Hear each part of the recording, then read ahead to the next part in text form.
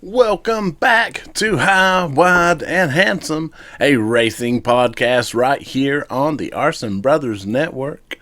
Full crew back again for a full episode. Going to definitely be a full one tonight. I'm Matt Klein, joined by Sean Allen, Jeff Griffith, and Michael Sizemore.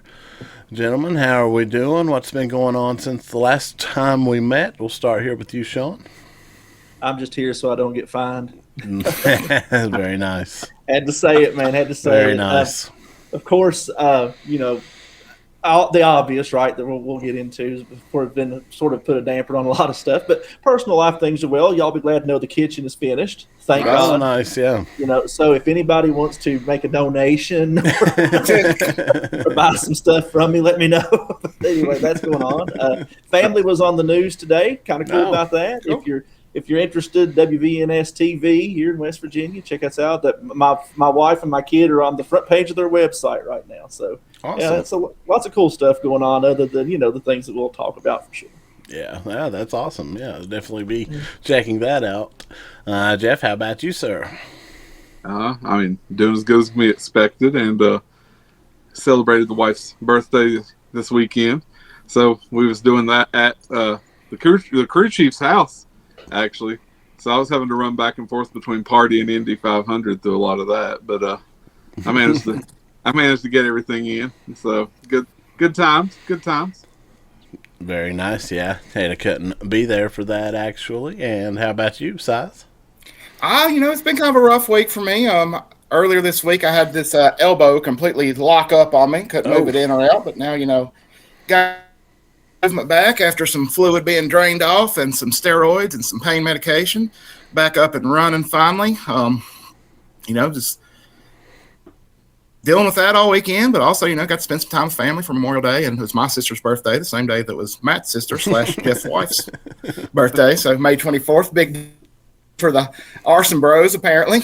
Arson Bros siblings and wives. But yeah, just getting through it this last week. No doubt. And yeah, we certainly hope the elbow's on the up and up there for you. That's glad to see it's doing a little better. I've been, of course, darkness of the week, of course, but I didn't really do much. Hung out and watched a ton of racing, really, for the most part. But before we get into the main show, we do, of course, want to touch on what a devastating week it was for the racing community. As we all know, last Thursday we lost a true generational talent. Kyle Busch passed away at the age of 41. He was a two-time NASCAR Cup Series champion, won 234 races across NASCAR's top three series over his career. Records are staggering: 63 wins in the Cup Series, 102 in the O'Reilly Auto Parts Series, and 69 in the Craftsman Truck Series. Beyond the stats, though, he was rowdy, fierce, polarizing, and undeniably one of the greatest to ever get behind the wheel. Our thoughts, of course, are with his wife Samantha, children Brexton and Lennox, his brother Kurt, and his parents during this unimaginable time. But tonight we want to take just a few minutes and honor the legacy of Kyle Busch. Guys, I want to just kind of go around here and really just ask, what did Kyle Busch mean to you as a race fan, as any way you want to take that, essentially? And we'll just, I'll speak for a minute. And we'll just go around the horn. We'll start with you, Sean. Man, as from a racing standpoint, you said the words generational talent. And here lately, we've been using that term a lot on this show to talk about a lot of up-and-coming drivers. But Kyle Busch was the personification of that word. I remember when he first came into Cup. At that time, I was in college working on my undergraduate degree and working full-time. So it was a challenge for me to even get to watch the Cup races, let alone all the other things. Of course, I knew who Kurt was. I knew he had this brother that everybody talked about. And I just could not believe how talented he was at that young age when he came in. And at that time was NASCAR, the Cup Series youngest winner at 19 and something years old. Kyle Busch had this ability that I don't think I had ever really seen since Dale Earnhardt, in that he could put a car anywhere. I mean, absolutely anywhere and make it work. I mean, you can't talk about the greats of the sport, the guys like Jeff Gordon, Tony Stewart, now Kyle Larson and Bell, and these people we talk about who are just these God-gifted drivers without having Kyle Busch in that same breath, same sentence. I don't know if I ever told y'all this, but Jamie used to actually call me Kyle Busch, and I'd say, "What are you doing?" She'd say, "I don't know why he's not your number one, because you're so much like him. You're good at what you do, but you're such a bud about it."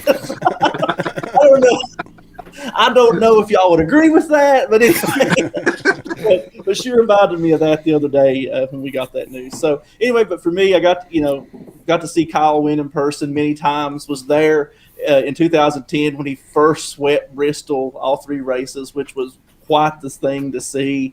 We got to see Kyle together several times. Of course, that amazing Bristol dirt win, I'll never forget that. And then I shared on social media when we got out to one of the SRX races and got to see him win. And that was, for me at that time, as y'all know, I was going through a whole lot in my personal life. And that was just such a fun night because things were looking better. And it was really cool to watch Kyle win and go down there and yell for him to do the bow. And he did it and all that sort of stuff. So, and then the other thing I just want to say is I couldn't get my hands on my Kyle Busch shirt this evening, but I wore my Grateful Dad shirt that Matt gifted me a while back because at the end of the day, Kyle turned out to be such a family man. And, we didn't even have to know him well to see that. So just absolutely devastating, but hope he's definitely taking a bow somewhere because he certainly earned it. Yeah, absolutely. Very, very well said. Jeff, we'll slide over to you. Man, I mean, I think we talked about it on the show before. I was away from racing for a long time, and in the past year and a half or so, I've really came back in full force. And Kyle Busch was a name that I knew, but I hadn't saw a lot of his work. And when I started getting into it last year, of course, when you first start getting back into racing, you pick a guy. And my first guy I really picked was Bubba.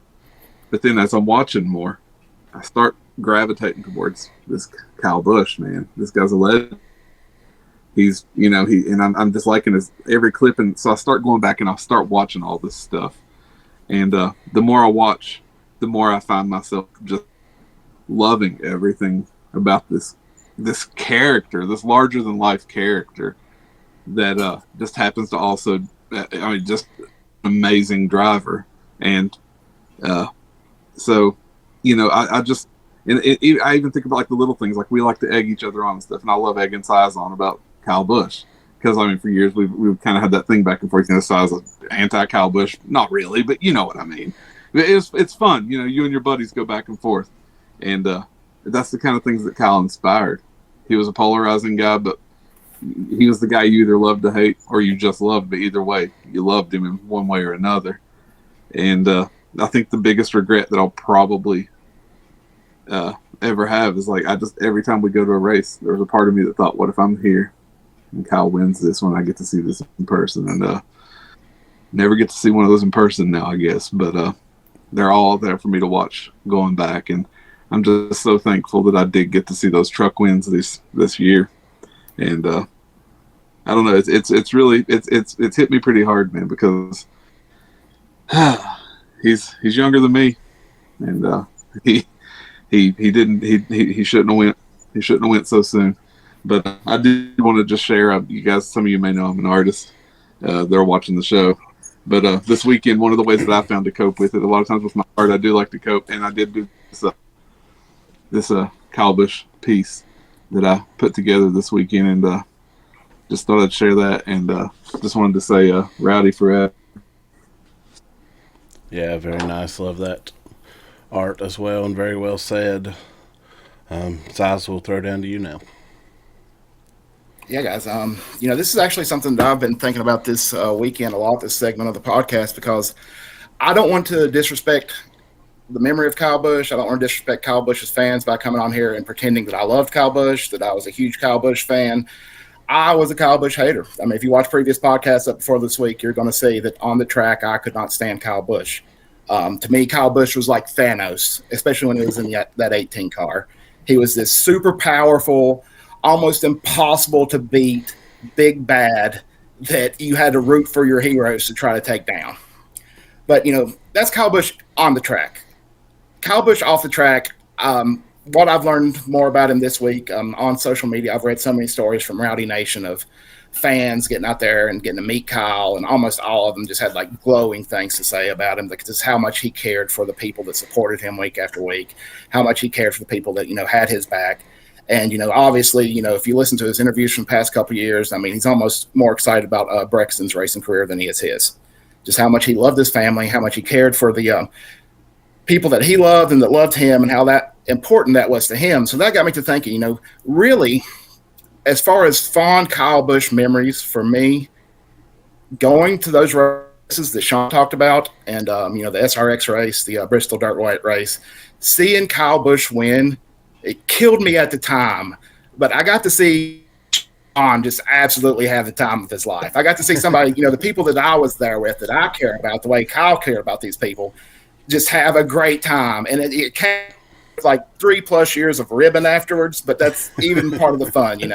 That's part of Kyle Busch that means a lot to me now, is the man who was there for his people, the man who was there as a mentor to young drivers, who gave them rides, a man that supported his son's career, a man that cared about his friends and family. That's the part of Kyle Busch that I celebrate now, and will always live on. Very nice. Yeah, very well said there. Also, for me, I first heard the name Kyle Busch when I was around. Well, we're Kyle and I are almost the same age. We'll leave with that, which makes it all hit a little harder for me in general. But also, the first time I heard Kyle Busch, I was a huge racing fan. I mean, pretty much my entire life. And at this time, I actually was racing when I first heard the name Kyle Busch. First heard of Kurt Busch's younger brother. Of course, you'd see some names going around, some of the old Circle Track magazines and things that I was following at the time. And then we finally saw, the first time I actually saw Kyle Busch was his 16-year-old debut in the Truck Series, which again created the very first Kyle Busch rule change in the NASCAR rulebook. That would not be the last. But nonetheless, that was the first time I saw him, and I remember such jealousy, if you want the truth about it, as I was a 16-year-old racing kart, starting to get into dirt track racing at the time, and here's this 16-year-old making his first truck start, and I'm like, what? But it certainly made me pay attention from that moment forward to Kyle Busch and his career every step along the way. At one point, I was a huge Kyle Busch fan. I mean, always a fan, but at one point, huge Kyle Busch fan. I can remember a time when I was hunting out this hat today, wearing this to the Bristol night race, and this was at peak villain time of Kyle Busch, and seeing such hate, getting hate towards myself with this hat on, and then certainly also fans, but I mean, it was just the peak villain. I remember specifically there was a group of fans carrying a Kyle Busch teddy bear that they had tied on a string and were dragging it around all day, and had signs saying "Kick Kyle" and things of that nature, which is hilarious looking back, and it just speaks on the polarization, but also like much like Si said, like those people had a blast that night at Kyle's expense, and Kyle didn't care about that. He in fact encouraged it. But to get back to his actual racing, I got sidetracked just thinking about when I was digging that hat out in this story. But I've said it many times on this podcast, and it's been true my entire life. I like guys who can race everything, who love to race, and Kyle was certainly that. He won in everything he ever raced. We saw him dirt late model wins, various short track divisions, of course, all divisions of NASCAR. There was wanted to do more racing stuff. We're learning now, Indy 500 deals that should have happened. Actually, quite disgusted about some of that. We learned he was going to do a Cars Tour race for Dale Jr. now, running Dale Jr.'s 8, which would have been crazy and such a full circle moment. But he wanted to do more racing, and I speak to Micros is Brexton, just so much racing. I love guys that can drive everything. Kyle could drive everything, drove everything fast, pretty much won in everything. It's just one of those guys that's in the upper echelon, not only of NASCAR, but just in all of motorsports in general. Guys like your AJ Foyt, your Tony Stewart's, now your Kyle Larson, you're seeing it with him. Mario Andretti, like he's that level for me, speaking especially as a whole motorsports, and certainly in NASCAR, obviously with the numbers. I mean, it's just, and the whole thing is just hard to really process still, to be honest. But yeah, following through his career into the late decline, as we saw here, if you are quote unquote decline, but just he's been someone. I mean, he kind of feels like the last to me of the. And he wasn't really part of this era, but the last guy that was type, maybe arguably Denny left, but those might be the last two who felt like still lingers from the Winston Cup era. They weren't quite there, but like a couple guys who still are larger than life, bigger personalities, bigger careers. Like, you don't have to be a race fan to have heard the name Kyle Busch. And I think you'll ask a lot of people, the only name they might could tell you if you ask them something NASCAR would be something like a Kyle Busch. And I think all that just speaks on, like, I mean, this is just his level. It's hard to really even explain. And then I want to speak to the car owner side, the mentor side. After he started that truck team and turned it into not just a successful but a domination truck team, and not just with him behind the wheel, gave so many young drivers their first start, their first big break. I mean, ones we knew and ones now we're learning even more, and not just drivers, mechanics, crew chiefs. Like, not only did he shape the industry on track, he shaped the industry off track, and we're learning more about that every day now, and it's mind-blowing. As Steve O'Donnell said, Kyle Busch is NASCAR, and that quote, I think, really it really says it all. You know, I know we need to move on, but I was just two things. Two things came to my mind, Matt, while you were talking, and both of them come from the Truck Series, which should probably be named after Kyle Busch, to be quite honest, because it's wild. I shared with you guys, I was digging through some stuff, and I was looking for that shirt the other day, and I didn't find it. But I did find my Chase Elliott Bounty Hunter shirt. Literally, Kyle Busch was so good in the Truck Series that Kevin Harvick and Matt, remember who else, I can't remember now, they put a bounty for charity on Kyle Busch for somebody to go beat him. And and of course that all failed during COVID, and it was just what we needed at that time, something that fun. And I'll never forget that night in Charlotte when Chase went out and did it and Kyle Busch finished second, and Kyle was so mad because it was like, man, he finished second, but somebody collected that bounty and he was so mad. And then the other thing I was thinking about is this last win he had in the Truck Series. I mean, it just is such a Kyle Busch thing to say that we now know the man was so sick, and he went out and metaphorically put his foot on the throat of the entire Truck Series field. So that just says so much about who he was to be, because there's no way he felt. We knew he was sick a couple weeks ago, but he went out and absolutely dominated yet again, and that just. He was just a bad man. That's all I can say. Yeah. You know? Yeah, I find it very fitting that last truck race, which is now his last win, was a quintessential Kyle Busch win from Pete Kyle Busch. I mean, with the domination, you pole to win, led the most laps, fastest lap, all three stages. I mean, just it's very beautiful now. Yeah, it's crazy to hear Steve O'Donnell say that he had just got a text from Kyle about changing the rule. Yeah. So he could maybe run for that truck championship. He was trying to totally ruin Size's life one last time. I think he actually heard Size talking about on the show, and he was like, "I'm going to get But so that I hope it happens, and I hope that's the last Kyle Busch rule, because there's been a whole book of them. Take that pass, and then there is Corey Haim's retirement plan, boys. Yeah, I'm just expecting Braxton to ride and then go win a truck championship now. That's right. Yeah, when I heard that over 40 rule idea, I got so tickled. First, I thought it was interesting. I thought about the logistics of it. I thought it could potentially bring the Truck Series back to a little bit of the 2000s era when we saw a mix of younger guys and older guys. But then I thought of Size, and I got very tickled about it.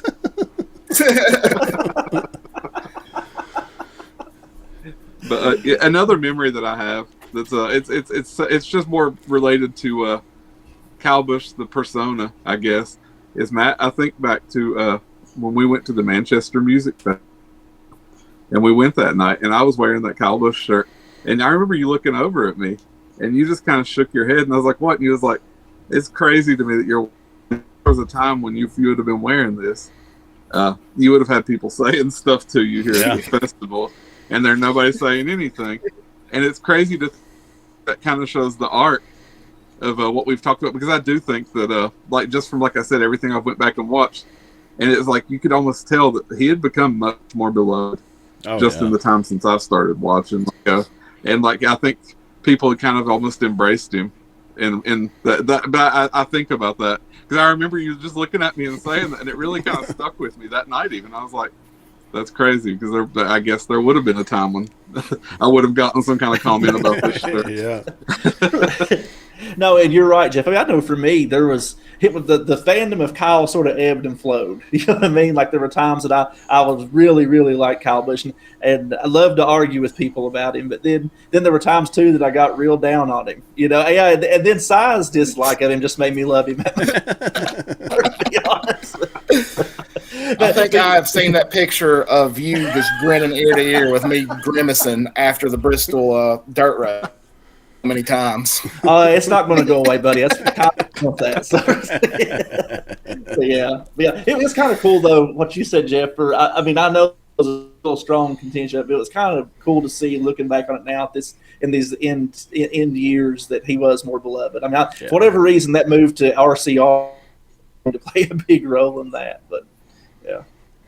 Also, did find it interesting. I did want to mention something that I told you guys the other day over text because it was a crazy experience that I had, and that was a Saturday. I was wearing my Kyle Busch shirt, and a customer came in, and they were wearing an old school M&M's Kyle Busch shirt.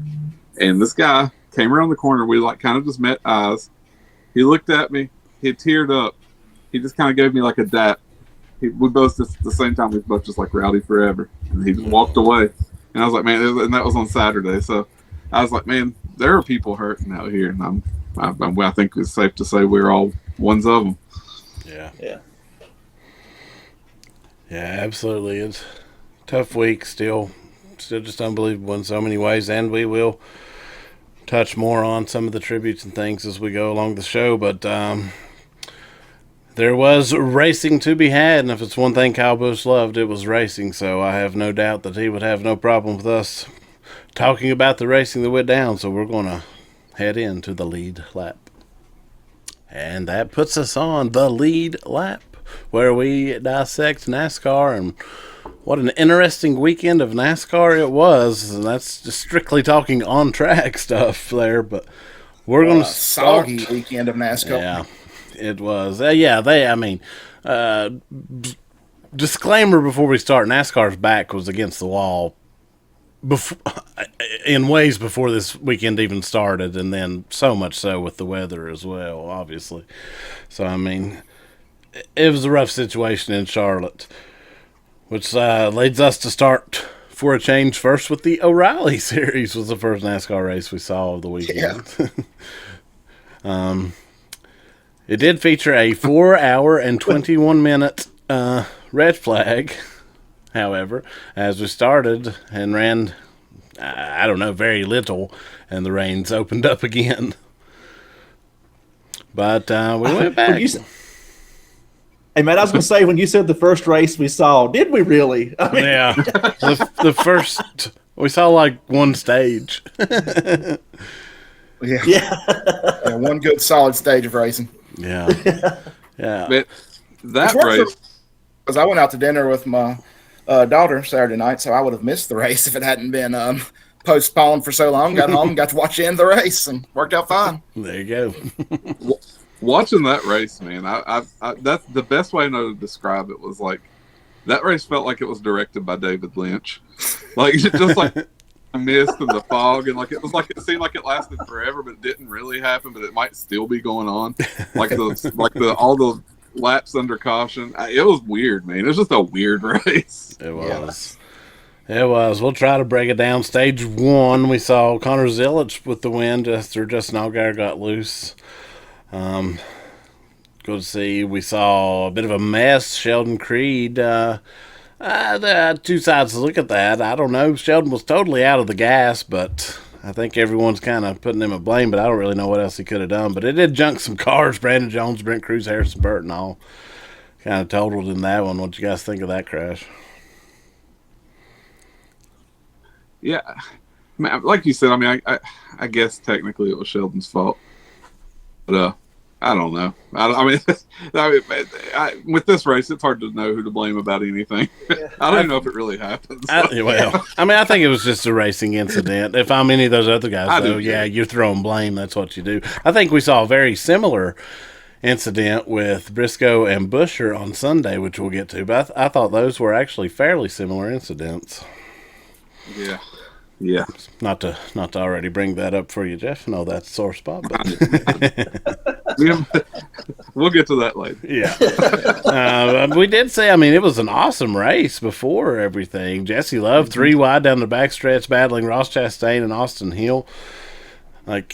I wish this and we'll speak on the truck race could have finished, because I mean, every race we saw had awesome racing in it. We just didn't get to finish 2 of them, or all of them, I guess, actually. Yeah, technically, yeah. All of them. We didn't get a full race. Sunday was pretty close, but yeah. None of them finished. We have to talk about the oil slick disaster, if you will. All right, so to set the stage, as Jeff said, by this point we were, nearing 11 p.m. The fog from the day of rain had set in. It was a questionable situation. Like, they wanted to get the race in, I get, and I mean, obviously I did too, but the spotters were very blatantly saying that they couldn't see anything, and you could tell just from even TV, no one could see anything, and it did create a problem as Dawson Cram, we now know, broke an oil pump belt, which literally dumped all of the oil from the car over in 3 and 4, and the field went in there, and almost the whole field got up into the wall. Like, no one could see it. Chastain hit first, Allgaier, Creed, Taylor Gray, like, I don't know, there was a bunch. It was wild to just see a shift of cars all going. It was like, the only person we now know who knew it was coming was sitting over in the turn 4 stands.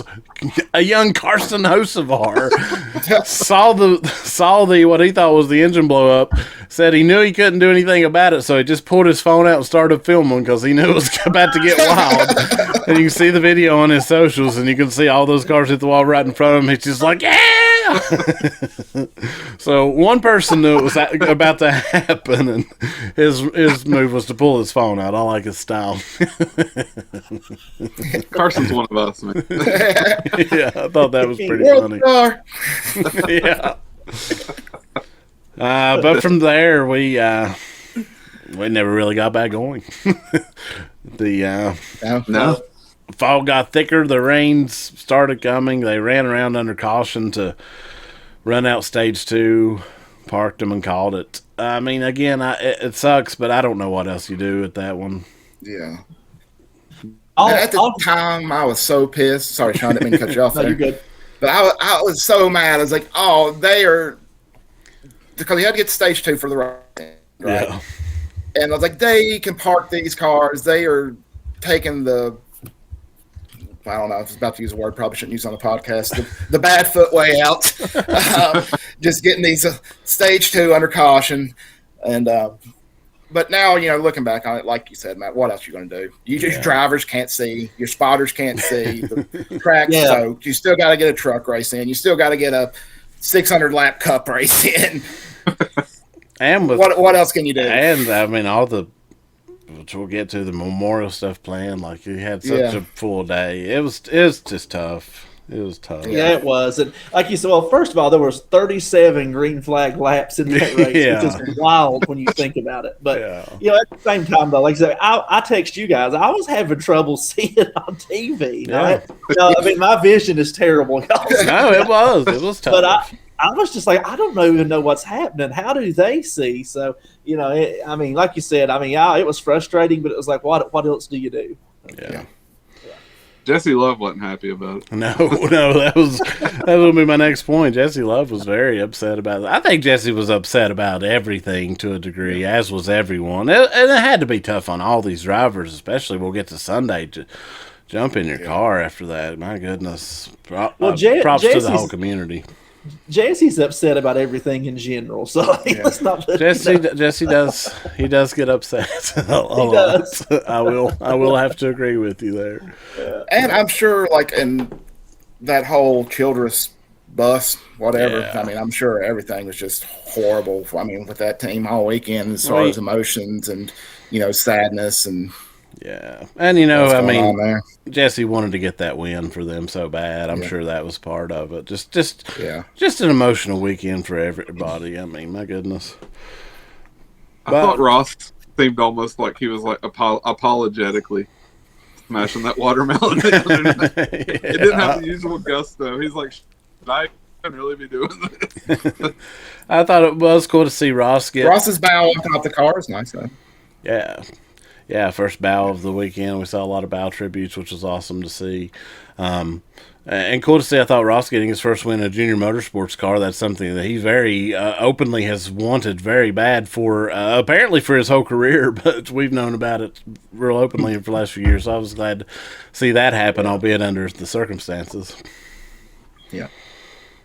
I wonder about that because I do think he was real racy. What green flag laps we got, so I have to think that he would have at least been in the mix to get that win if it would have played out as it would have without weather.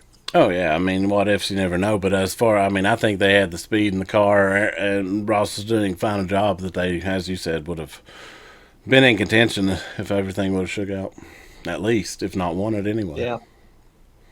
Yeah. They didn't even have enough green flag laps for my man Raj to wipe out Jesse Love. Like, I was waiting for that. I mean, he'd done as usual. He was in the top 10, then he went to the teens. He got back to 10th, and I was like, it's Jesse Love time. And then so we go. He's waiting for this week in that Jordan Anderson car. That's what it is. Junior told him save it. Save that aggression.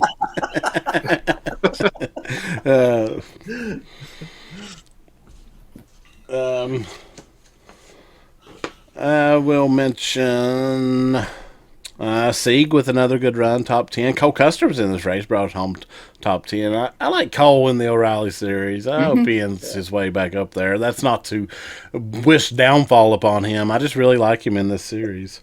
Yeah, I mean, that Haas factory team and Cup, it's not competitive. He's so much better going back down in the O'Reilly, which, I know everybody wants to be a Cup driver. I don't blame him for sticking around for that. But even when he went up and back, he was so much better.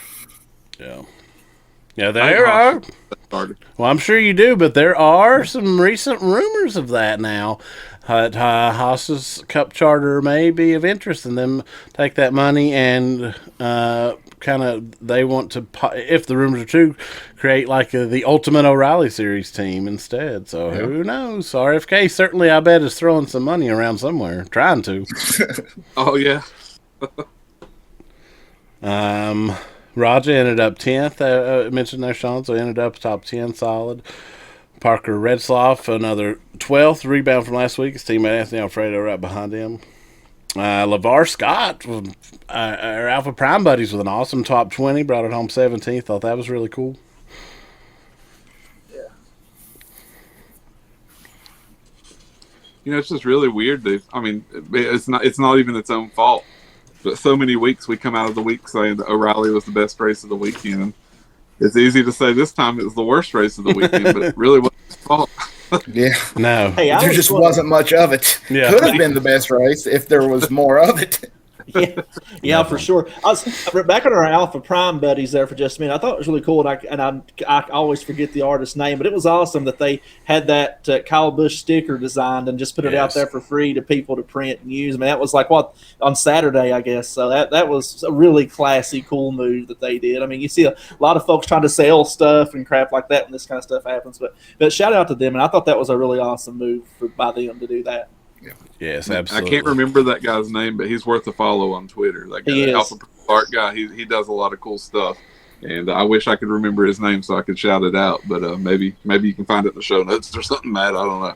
Yeah, absolutely. And, I agree. That was really cool to see. And that reminded me, I want to mention, we saw a lot of extended coverage. And one of the things of the broadcast, they did a long interview with LeVar Scott over at the Alpha Prime Pit Stall there, and just really kind of deep dive with him. And I thought that was really cool to see. I was enjoying that greatly. Justin Allgaier still dominating the points, 145 over Jesse Love. Corey Day sitting in third. That sounds about right. Yeah. Yeah, Justin still on a tear. All right, that moves us to Sunday morning. We'll start with, before we get into the controversy of the truck race, I think it was Bianchi saying it, but I'm with him. If we're not having Monaco, F1's not giving us Monaco back in the morning, let's run the truckers on Sunday morning before the Indy 500. I think it's pretty cool. Yep. It ended up with some controversy. We need to adjust some times, obviously, but I think that could be a cool little spot to give them a nice kind of bump on that Sunday, the sacred Sunday, if you will. Absolutely. Couldn't agree more. But anyway, we saw a 10 a.m. start for the truck series, which we now know should have started earlier, as they end up having to put a time clock on this race. I hate these timed races. The second time of recent we saw this in the truck series. Like, I get it. Apparently this was a Fox decision with the Indy 500 coming. I get it. I do genuinely get it, but also, to shorten a race for a TV window just feels wrong or something. I don't know. Couldn't we throw it over on the Tubi NASCAR channel? I feel like there's got to be some kind of option. Throw it on YouTube. Like, I realize all that's probably much easier said than done with contracts and stuff. But man, it leaves a bad taste. This one way more so for me than the O'Reilly, but. Yeah, no, I agree with you. And the thing for me, I thought and maybe I dreamed this, hallucinated, I don't know, but I could have sworn they said, and I thought I'd remembered in the past that, like, if you're under caution and you hit that time, there was one more restart and that was it. And I was sitting there thinking that, and then all of a sudden it was gone. So I don't know where I got that from. Maybe I dreamed it, but that would have at least been like, all right, let's give one attempt to get this thing in the way they do. So, but I was stunned when the white came out with the caution. I was like, wait a minute. So I don't know. Maybe it was just me. For some reason, I think during the one where it was, they cutting into the CW's time, so they had to end it early with the thing. I thought they did say there was going to be like a 2-lap shootout, like kind of like a overtime finish type thing if it was under caution. But I guess Indy started at 12:40 and their cutoff was at 12. And they tried to just wrap it up there. I don't know. I'm with Matt. I hate it. I hated it when it happened earlier in the year with the O'Reilly race. I hated it Sunday with the Indy 500. There's got to be something. You got to figure out a better way to do that, guys. I mean, start the truck race earlier if you have to. I mean, I'm sure nobody wants to be up at 8:30 in the morning, 8 o'clock in the morning, getting ready to race. But, if that's the only way you can get it on there, do it. Yeah. Hey, before the rain cancel happened, the truck race was initially going to be Saturday at 8 o'clock in the morning. Yeah. So, I mean, I don't even think they can use that as an excuse. I'm going to be honest, man. I was pretty pissed off about it because I thought the truck race was fantastic. I was really enjoying everything about it. And they knew going into this was their probably only chance all weekend to have a race that was almost guaranteed. Or not guaranteed, but it looked the most likely of a race that they could run all the way through. The O'Reilly race didn't happen, and there was a good chance the Cup wasn't going to, which we saw. This race could have went to a natural completion. At least you would have had one. And you had some great action on the track. I don't know who to put the blame at, but whoever it is, I'm just going to say shame on you for that because those fans and I think NASCAR Nation in general, after everything that's been going on this weekend, they deserved that finish on a great race. So I was pretty pissed off about it. Nothing against the race itself. I'm happy to see Layne Riggs win. Love Layne Riggs. I mean, I don't know. I was pretty agitated. Yeah, I definitely understand, and I'm with you guys. I thought that was the rule as well. NASCAR seemingly always goes out of their way to not end under caution, but I think those rules were changed on the fly is what I think. Mm-hmm.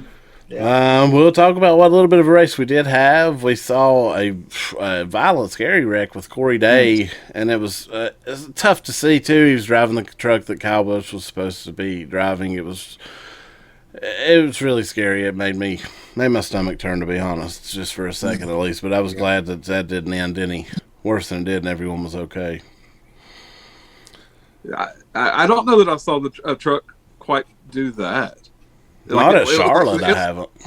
It was like a discus the way it was flying, and I saw somebody had posted on X, and I don't remember who it was, that somebody was saying that they were just glad that wall was that it didn't go over that wall, because I mean it almost could have, the way it took air and the way it was, the trajectory there, and that could have been even worse. Oh, it can, and a few ways that could have very easily turned into a worse situation. Absolutely. I've not saw many of those reverse blowovers. Not at Charlotte. You'll see that at Daytona, Talladega sometimes. But that was an interesting one. But yeah, thankfully Corey okay. It had to be a tough day for Corey to get in that car, and for obviously for Austin Hill in the Cup. Like no one wanted to do that, to get into those cars. Like you can guarantee it. So. No. I would have mentioned SVG's run in the truck race, man. He looked fantastic in this truck. So, and we'll get to the Cup. It didn't stop, but awesome truck race for SVG. And the truck bend, he's openly stated, I've heard before, that is the one thing that he struggles with the most on the NASCAR side. But how about him up there on a mile and a half, really in the mix all through it? Pretty awesome. I know everybody was kind of speculating that like Martinsville or somewhere like that would be the first oval that SVG figures out, but after this weekend, it might be Charlotte. He was looking good down there. Yeah, I think he's got it figured out. Really, I mean, or if he figures out more, he's going to win one.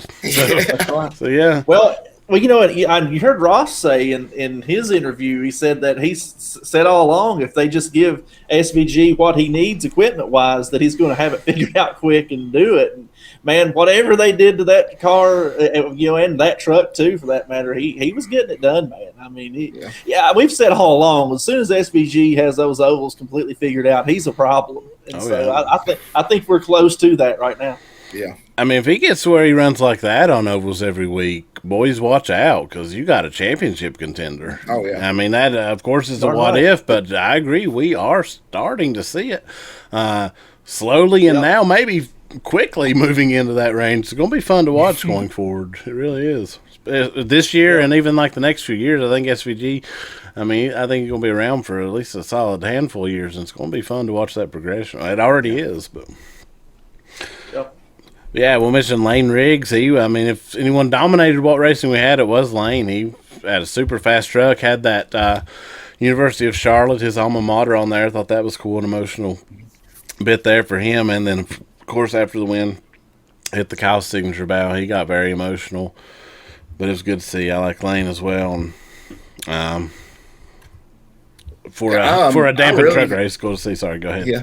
I really like that truck, that UNC Charlotte truck. I remember it's been a few years ago, Matt and myself were in Charlotte for Willie Nelson's Outlaw Music Festival, and I think the hotel we were staying at, we drove out by the UNC Charlotte Miners field to get to that, and I remember seeing that field and thinking, man, that looks really cool, because it was kind of in, I think it was in like August or September, so, it was right, football season had either just started or was getting ready to start, and, the field looked so cool and so crisp, and then seeing that scheme on the truck Sunday just reminded me of seeing that field. I was like, I like that. That's a good-looking scheme.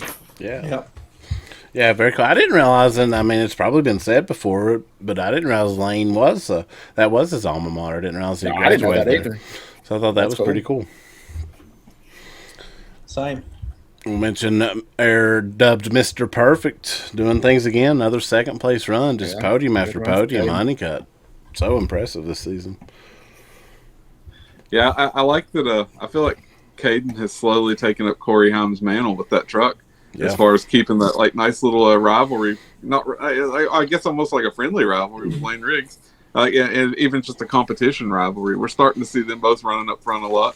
We saw that a lot last year with Corey Haim driving that truck, and now Caden's doing it. So yeah, pretty cool. Caden leading the points, and Layne only 11 out. So a fun battle at the top of the standings with those as well. Absolutely. Connor Zilch in the 77 truck brought home third. Podium for him. Always fun to see him somewhere else doing things. I was one of the reasons I was wanting to see that restart so bad is I thought Connor was going to give us a old tribute bushwhacking job on them boys there. he was coming fast, man. So I thought he was going to get it done, but not to be. Yeah, I agree. He was fast and would have been interesting had that last bit got to play out. For sure. Yeah. Good run from, and again, not the first time we'll talk about him this weekend, kind of like SVG, Stenhouse Jr. in that mix in the truck race all well. He was kind of 5th to 10th there all day, ended up 9th. Now, I don't think it's a coincidence that whenever you see, a lot of times when you see these guys running the O'Reilly series, running the truck series the days before, it seems like a lot of times that translates on over to like almost like practice for them for the cup cars. They do run better. I mean, I've always thought that. You'll hear some drivers say yes, some drivers say no, but I feel like if you would go back and look statistics through the years of that, I feel like it often leads to a good run on Sunday. Yeah. Which, I mean, Charlotte, everybody knows Charlotte, but at these, courses we go to for the first time, I don't see why you wouldn't want to do that, and that's coming from me, Mr. I hate cup drivers driving in the lower series, but like San Diego here in a few weeks, I mean, I'd drive every race I could on that track before Sunday. Yeah, absolutely. Yeah, especially a new track. Like it feels like it would be a must almost. Yeah. All right. Especially considering it seems like I heard on some show that there's not really any sim for that track. Yeah, I heard that mentioned as well, that the sim is apparently not finished for San Diego yet. So that's going to be really interesting. Looking forward to see what that brings. All this tells me is. All this is telling me is SVG is sharpening his driving shoe. I agree 100% with that. Might be an SVG kind of summer. That's what I'm really thinking. Might. Yeah. Well, you guys hear what I have to say later. So, okay, yeah. All right. Well, all right. We will move along. Brat summer to Kiwi summer. Yeah.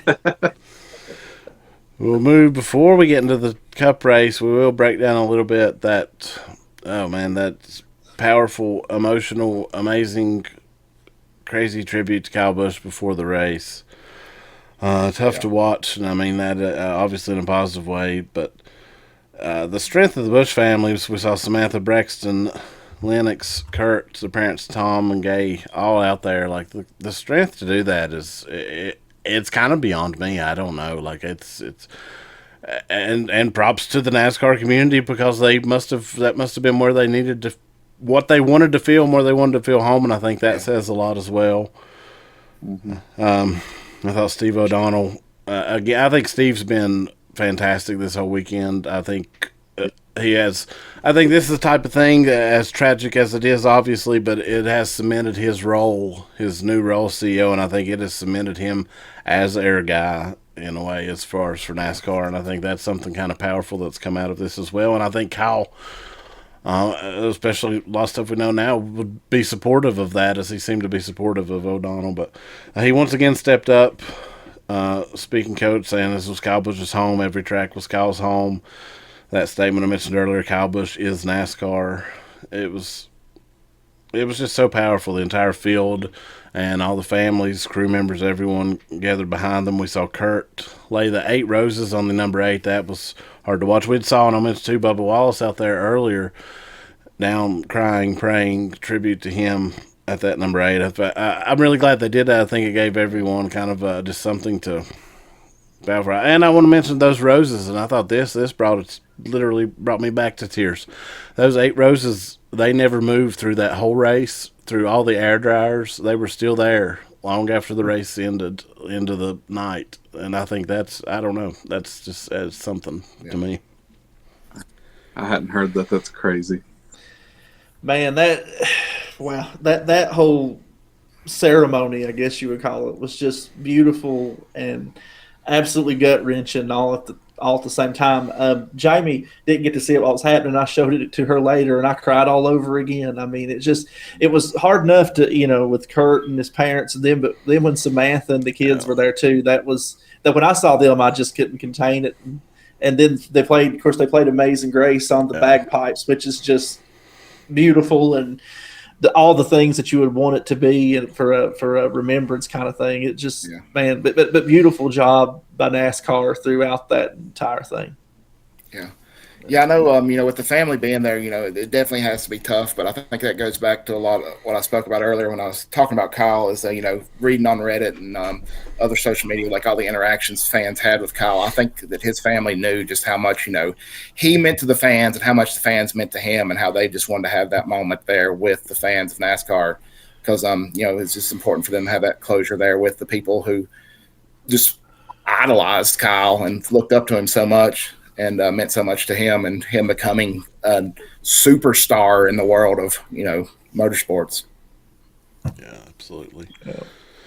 Yeah, and then I was going to mention real quick too, leading up to that, Prime did an outstanding job as well. Yes. I mean, they with Daniel Trotta and Carl and Corey. Corey prayed on air. I mean, there was they did a really, really good job with how they handled that and kept it as a tribute throughout, but still managed to get you ready for the race too. So, outstanding job by them.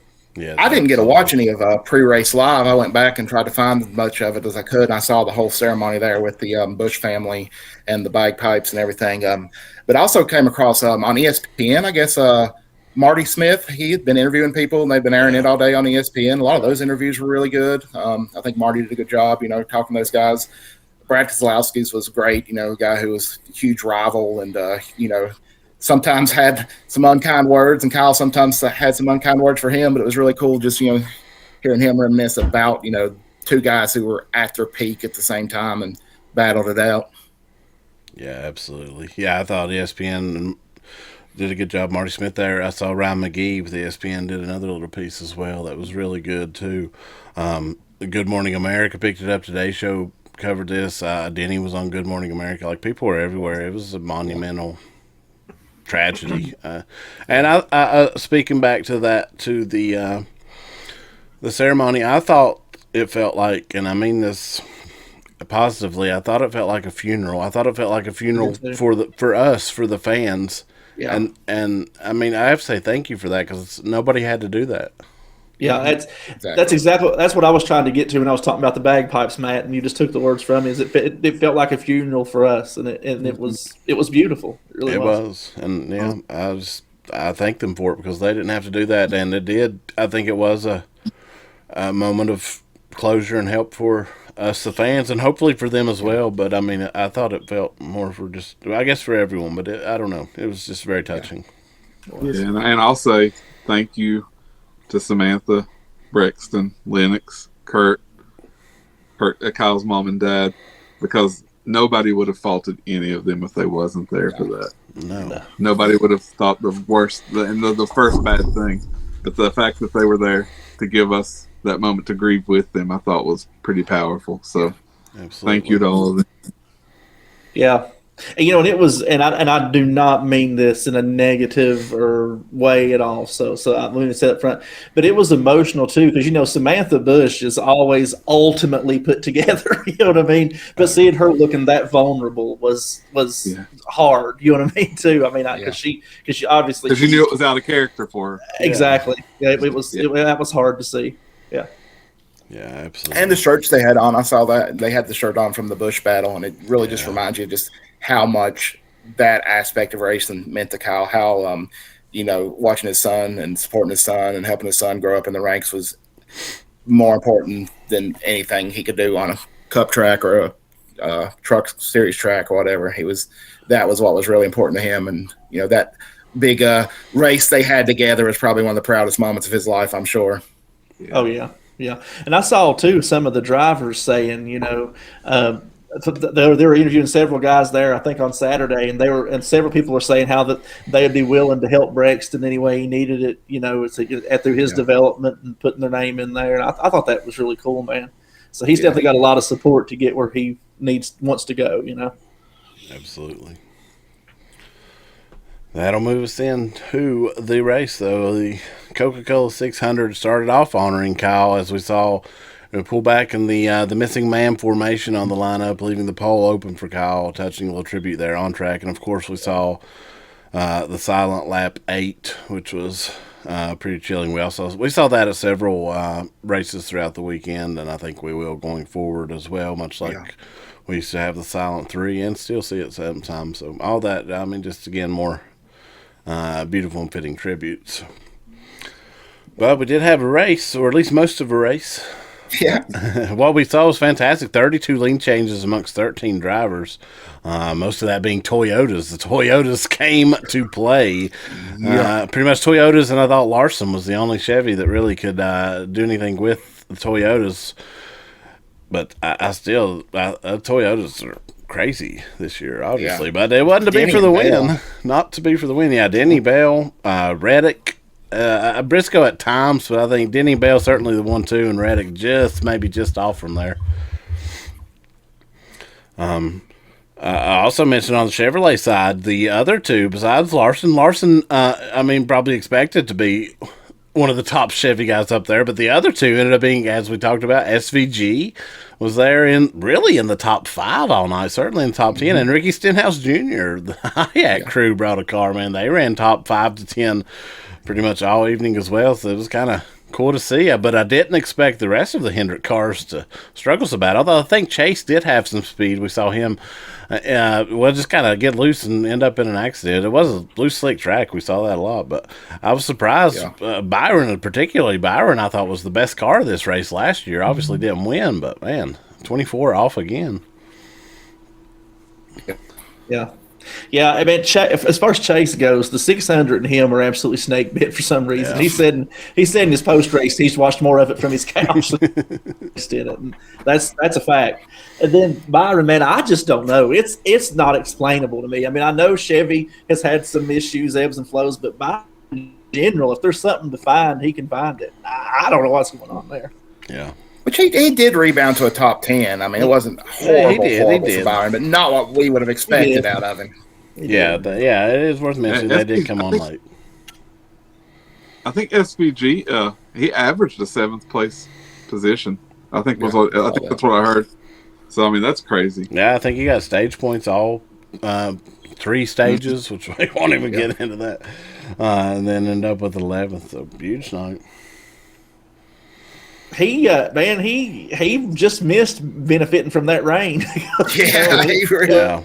Long before that, man, it looked like he may be the one that got the rain benefit. So, and not to say he didn't deserve it because he was fast all night. Yeah. There were a couple of Fords that were really good all night until they didn't. I think we said we were going to talk about it. We were. Priest was on a heater at times. Buescher right around the top 5 or top at times like upper top 5. Yeah, all night. And then Chase Briscoe is my favorite Joe Gibbs driver, and I'll stand by that. But me and him aren't speaking this week because he somehow found a way to take out both of my boys, Buescher and Priest, in one felt move, and it was a lot like the Sheldon Creed incident. Honestly, Matt, you're not wrong, but he just he went to shoot down, went over, and it just happened. So, yeah, I think he went for a gap. Both of those guys running really well. Yeah, I think Briscoe went for a gap, and Buescher went to block that gap around the same time. And if I'm Buescher, I'm upset. But it was wild that spun around and caught, of course, his teammate Priest the way that went. And then got back. It looked like Briscoe was going to get through and come back down and collect it himself, too. Kind of a comedy of errors crash, I thought, in a way. But yeah. But I agree. I thought Buescher I thought Buescher and Priest did look good. I thought Priest really was the standout of the two. I thought Priest might have at least top 5 car. I thought it was going to be interesting to see. Yeah, I think if Priest hadn't wrecked out, Priest would have finished pretty high. He may have been even up there contending for that win. He was very fast at times. Definitely. We have a notorious Jack Roush hater around here. Has anybody checked Sean's checkbook, see if any checks have been mailed to Indiana or wherever Briscoe's from? I'm sorry, I didn't see any of it. I don't know what y'all Oh, gosh. Well, the good news is Brad Keselowski ended up putting together a pretty good run the rest of the night, even though his cool suit quit working. Yeah. Yeah, I did see that. He was that happened pretty early in the race. Hopefully I may be a notorious Roush hater, but I will say this while we're talking real quick. We're mentioning Brad. We have to see Brad that battle sometime this year. I want to see that so bad because that was the two forces colliding for all those years. We have to see Brad take that battle sometime. I will say that. That would be cool. Yeah.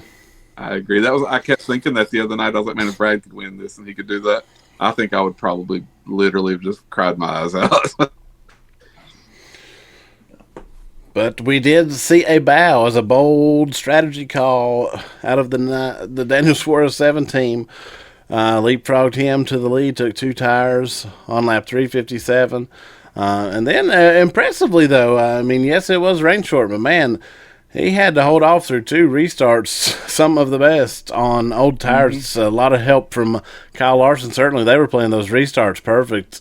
You saw Suarez with the hand out the window, dropping the hand, and Larson was ready. Those 2 Chevys were hooked up to battle those Toyotas. I think they both knew that and Larson behind him knew that they didn't want a Toyota to win, even if Larson couldn't get the win himself. And I thought that was kind of fun to watch, those 2 restarting. It did it multiple times. Just props to Suarez. He held him off. I mean, yeah, I will say, had this race went on, Hamlin or Bell, probably one of those 2 would have been your winner. But what ifs are what ifs, and it wasn't to be. And right. Nonetheless, I mean, everyone also knew, you got to know, everyone knew we were coming to the rain. Like, it was pretty open on the radio. I always think that makes these situations a little less convoluted in a way, if you will, than just someone just all of a sudden getting up there. But he knew the rain was coming, he held him off. I think an awesome win for Suarez, and clearly an emotional win with all that we know.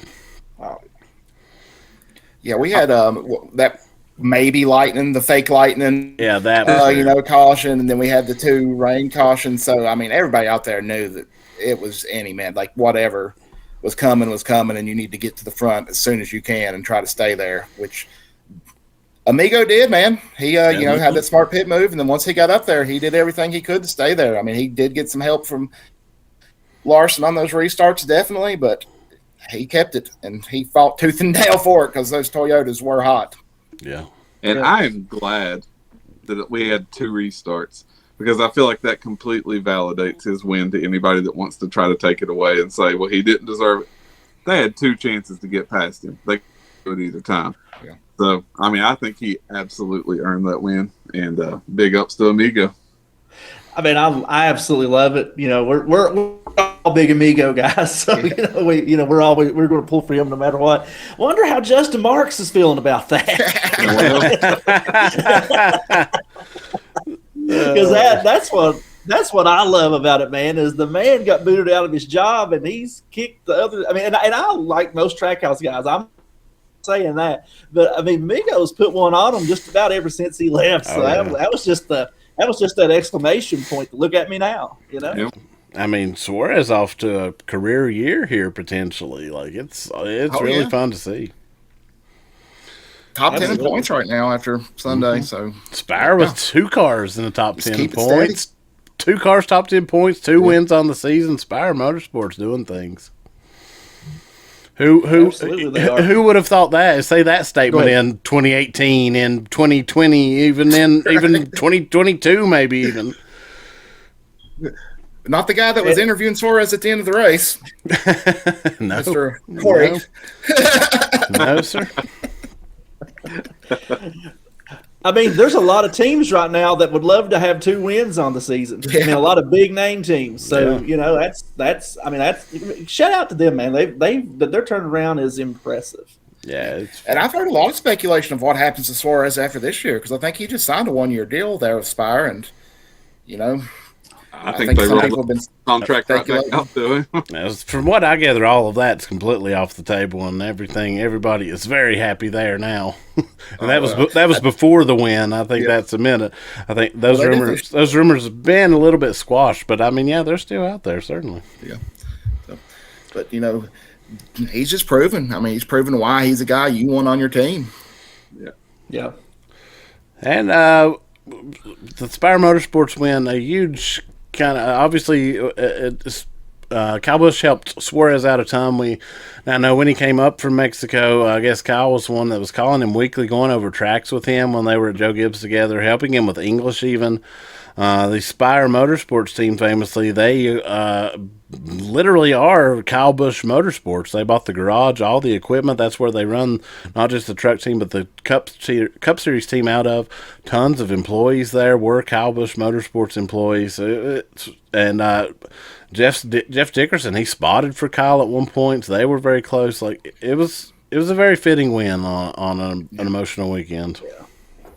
And cool seeing a historic numbered car that's also tied to a very big tragedy in NASCAR back in Victory Lane. Yeah, absolutely. That's 7. And before that, to mention that, Spire was ran out of the old Alan Kowicki Motorsports building, who famously had that number 7. The last win that number 7 was by Jeff Bodine in 96, but that was the leftovers of that Kowicki team. Yeah. They created that team. So, yeah, it really is a historical kind of facts there, fun, full circle, and certainly a lot of ties to Kyle Busch. That will do it for a heavy but fun racing weekend of NASCAR. Again, just their thoughts to the Busch family, of course. Yeah. It's still, the world moves on, but for them, I imagine it's moving quite slowly, and just prayers for all of them. That moves us beyond the banking, where we look at major forms of motorsports outside of NASCAR, and boy, it was a major weekend for that. We'll start with F1. I'll still put out there my saltiness about us not being in Monaco for the traditional Memorial Day morning race. But we did see a fun Canadian Grand Prix at the Montreal track. The track NASCAR used to go to some more rally races back in the 2010s there. I kind of miss that. I like this track. Yeah. But nonetheless, we saw start up a Mercedes Civil War. George Russell and Kimi Antonelli was locked in fierce and aggressive battle. They swapped positions for the lead multiple times. Really fun racing there. But we saw a heartbreak as George Russell on lap 30 suffered from a power unit failure while leading. And then we saw George Russell have a meltdown. I don't know. I feel like this was a Kyle Busch tribute because he had a classic kind of, no offense, but a classic kind of Kyle Busch meltdown. So maybe that was George Russell's tribute. We saw him shaking his fist, jump out of the car. He threw his headrest and padding out onto the track, got out, walked, jumped through the hole in the fence, went over kind of in front of the fans and just, I don't know, sulked a bit for a while. I mean, I get it. Don't get me wrong. Like, I would be heartbreaking too, but it was a scene to see, especially in F1 where they don't like it to get too lively. And from what I'm gathering, they were quite furious about all of this show. Rumors is that they called it a total embarrassment. We'll see if there's fines or anything to come. I don't know. But I'll mention George Russell leads into it, man. F1 needs a Rowdy. Yeah, that would be cool. I like George Russell too, so that would be awesome. Yeah, me too. They're sipping tea with their pinkies up over there in them racing leagues. Hey, they can't handle none of this. George Russell's a dude, baby. He grew up in a trailer park. Yeah. He did. He's my dude. That's awesome. Yeah. I'll mention Europeans don't like him. Yeah, I don't know that you're not wrong, to be honest with you. We saw the FIA official as well jump through the hole in the fence. This was as entertaining a moment in the race as anything, and that's not knocking on the race, but that is propping up this official. There's a piece of debris on the track. A car was coming. He just gives it his all, runs out there, grabs it, throws the debris off, and just yeets himself through that hole in the fence. I got so tickled at that. But I mean, props to him. I don't believe I could do that. So. No, that was awesome. But it was to be. The other Mercedes day is Kimi Antonelli, the 19-year-old, fourth win in a row. Got his first win and hasn't looked back since. First person ever in F1 history to win their first 4 races in a row after their first win. Really wild to see. We saw a cool podium, though, as Lewis Hamilton ended up second, Max Verstappen third. I thought this was like 3 generations of F1. You had Lewis Hamilton was the dude. That kind of became Max Verstappen was the dude. And I don't know that now we aren't seeing Kimi Antonelli become the dude. And at 19, maybe the dude for a while. But I thought that was kind of a cool podium. In my notes here, man, it's got the exact same thing you just said. And I've got on here. This is Kimi looking like the new face of the sport, and I think I do think that. Yeah, I mean, hard not to think that. At the moment he's unbeatable. It's insane, but yeah, cool to see. And cool to see Lewis Hamilton for me back up there is another good. He was my kind of Yeah. First favorite F1 driver. I paid attention a little as a kid, but when I really started paying attention, he was kind of my first dude. So it was cool to see. And I want to give a shout out to Lewis's brother, Nicholas Hamilton. We saw both of the Hamilton brothers scoring a podium on the same day as Nicholas got a podium in the British Touring Car Championship. And worth mentioning the physical overcomings and just a powerful story here. Nicholas was born with cerebral palsy. Was told he would never walk. Didn't walk, I think, until post age like 17 or something. I mean, I'm probably not 100% in the facts there, but man, what a monumental story. And then to both of them get a podium on the same day, I just thought that was another very cool and very touching story of the weekend. Agreed. But from there, we're going to move back to... I will say... Oh, yeah, please. No, all I was going to say was, I've historically, since getting back into racing in the past year or so, F1's been my least favorite of all the series. I've just found it to be the least exciting to me personally. I will say this season, I don't know what's going on different. I know some people are not, some peers not happy with the things that are going on with the car and this and that.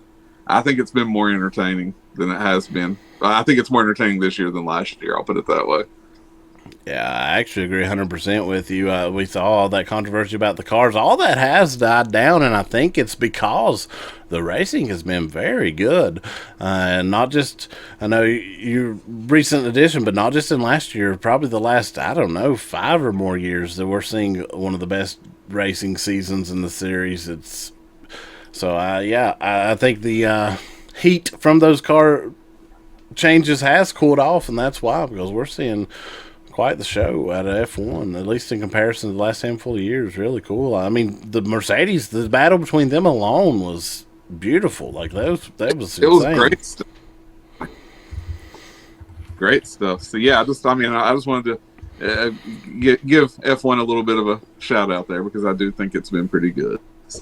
Yeah, just wanted to say that before we moved on to the best race of the weekend. Yeah, and now on to Monaco finally. Salty.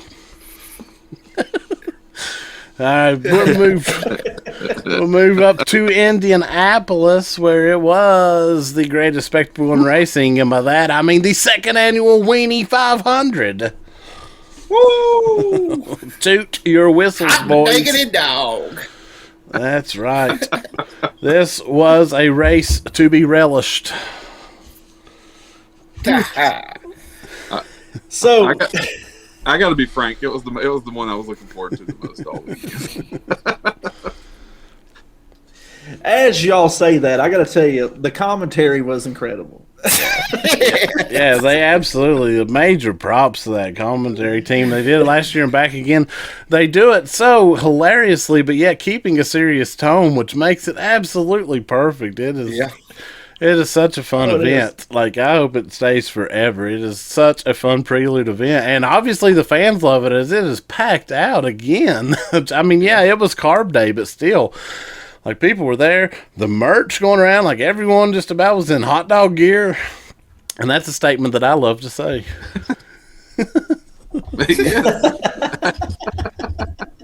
Well, I think the commentary has a Naked Gun-like quality to it with the deadpan delivery of the jokes. It's great.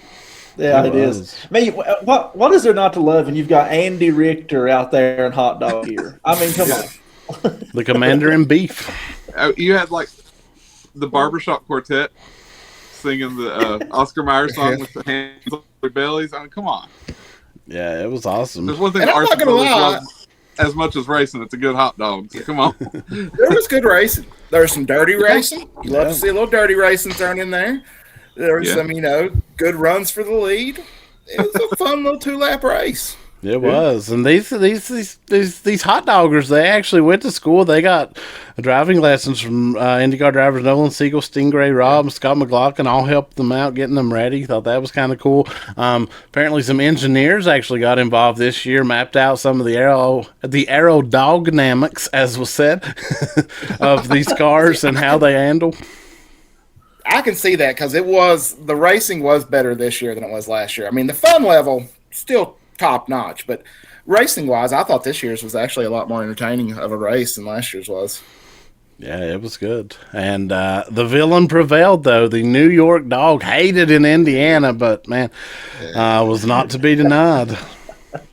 We saw the rookie corn dog in there for the first time this year as well. Came from car. last place, like even kind of behind the draft there at one point, the New York dog to win it. So good job, New York. I hate to see it. You know, we're all West Virginia. Well, y'all are West Virginia guys. I got West Virginia ancestry, so I know we were all pulling for the Slaw Dog to repeat. Good old WV Slaw Dog. And it looked like there towards the end, Slaw Dog had it, but that dang New Yorker sneaking it in. It did. Fun to see. Won the Borg Wiener trophy. Oh, the Borg Wiener was beautiful. Yeah, it was. When we saw them spraying mustard. I wonder what Rudy's a hot dog guy. Rudy hits up the Nathan's annual hot dog eating contest. I wonder what he thought about the hot dog racers. We'll have to find out. Yeah. Let's know, Rudy. I'd like to see Rudy behind the wheel of one of those hot dogs. He can drive that New Yorker next year. Yes. We'll make it happen. I want a second to be Ed U. Oh, magical. Folks, if you don't know, just go look up Ed U on Instagram. It'll be a time of your life. Oh, goodness. Fun stuff, though. The second annual Windy 500. I hope this continues to be a tradition. It's such a good time. I don't see how it cannot. It seems, for it to just be the second year of it, it seems already so embedded in the pre-race stuff there at Indy. And this week, just such a fun breath of lightness on just a heavy, dark weekend. I mean, just breathing that little bit of novelty and goofiness in there. So much, so much. And I'll say, too, real fast, I saw people who I know for a fact maybe used to at one point watch motorsports and don't as much anymore, posting on social media about the Windy 500. So, man, it brings people together. Yeah. They got to keep it going. It really does. Absolutely, yeah. Fun stuff. But it was not the big show of the weekend in Indianapolis. It was the 110th running of the Indianapolis 500, and oh my, what an Indianapolis 500 it was. Arguably the greatest of all time, as we saw 70 lead changes, 70 amongst the field, insane, and the closest finish of all time. Felix Rosenqvist edged out David Malukas by 2 100ths of a second. Insane. Closest margin in history. Insane. I knew we were in for something special when we had that restart coming up there at the end with all those cars. I was like, man, I don't know what's going to happen here. I'll be happy with any of them winning. Just happy to see some good racing, and that's exactly what we got. And what a pass on that last lap with Rosenqvist getting that win, man. So just amazing. Just amazing. That's why we love racing. Yeah, that was such a fun. I mean, easily the race of the weekend. Easily. Oh, yeah. I think I mentioned to Matt, or maybe it was you guys. I was like, this is one of probably the top 5 one race of the year for me so far. It was just such a good race, and a lot of good strategy going on there. With the pits and stuff. Kind of had things shaking at the end, and then the the 2 cautions. And I thought we might end under caution. I'm not a huge IndyCar guy, so I don't know if they do end the races under caution. I do, because I didn't hear any mention that they didn't. So I thought we might have a caution end, but, we got out there for just 2 laps at the last run, and it was worth it. 1 lap final run, and they do end under caution historically. But it ended up being and I wanted to say that, actually. I'm glad you mentioned it, as props to the Indy officials, as I thought they went out of their way to make sure we got a green flag run. Like, you rarely see a 1 lap shootout in any form of motorsports, but they gave it to us, and it was fantastic. So I had kind of a interesting experience with this. So being the old man dad that I am, it had rained for days and I could finally mow. So I went out and I listened to it on the radio. And my gosh, y'all should have heard this thing on the radio. The level of excitement was I about wrecked my mower a few times. It was like, I mean, those guys, I'm not exactly sure who the hosts are on their radio broadcast, but props to them because even though, I mean, because I'm a weirdo. I've always enjoyed listening to motorsports on the radio anyway. I think it's just, there's a level of excitement that they bring when they're trying to describe to you everything that's happening. And they absolutely brought the heat. It was, I mean, I saw the beginning and the end, on TV, but the level of excitement they brought to that radio broadcast was phenomenal because of course the race was so good and they had a lot to talk about, but it was really cool listening to that like that. Yeah, very cool as well. Good motorsports radio broadcast is hard to beat. Yeah.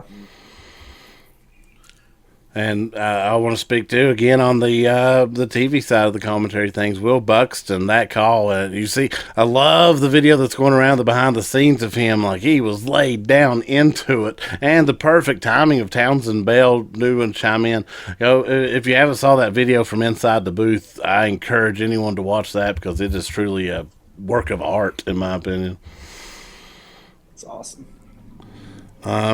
We'll mention, obviously, Rosenqvist to win. Before we get that, we'll mention Alex Palou did lead a race high 59 laps. Scott Dixon led 32 laps, but we saw them kind of get taken out with some strategy situation, got them behind, and then we now know 5-point inspection penalty on Palou, dropping him a little further down the line.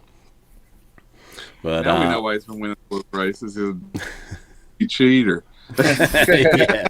I did see this was even by IndyCar said it was a piece on the front wing that had broke sometime during the race and allowed the wing to fall down and be lower. So it was nothing that was done pre-race, worth mentioning, I guess. But failed nonetheless. Penske showed up, though, at their home track. Malukas obviously nearly winning, but McLaughlin and Joseph Newgarden always speed. But we saw an odd crash out of Newgarden, just got low under caution and lost it. And ended up being, to be under caution, quite the hard hit. Mm-hmm. It was a mega disappointment from those guys, I'm sure. You know who I was really excited for this Sunday?